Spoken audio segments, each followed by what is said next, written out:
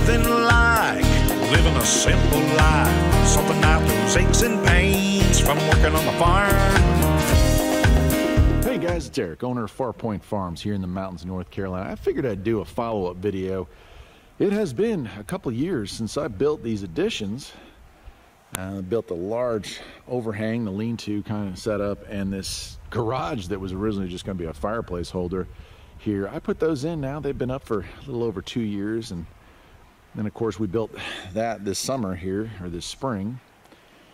But yeah, I wanted to say that it certainly has helped. I do a lot of work here at the house, do work on customer cars, work on my own cars, do restorations, that kind of stuff. And as well as hobbies, you know, like a lot of hobbies like most of you guys have. And so just wanted to say that, just wanted to show this off, see how it's holding up.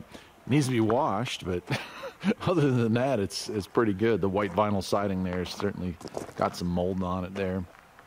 I've got the camera systems hooked up here in the corners, and there's another one right there in the V there. But the lights have held up, and they're working good. I did add these steps here. This was something I did not videotape. It just makes it easier to get up to the back property there. We have a little platform up there where we sit, and there's a fire pit up there. We'll watch the stars at night sometimes, so instead of walking all the way around the building, I put this in so we could do that. But yeah, this little garagette, this like garden tractor sized garage, it's working pretty good. In fact, right now the door there is open because my wife, we have an electric smoker, and she's smoking dinner for us right now. So, oh man, it makes you hungry though, because it makes the whole garage smell good.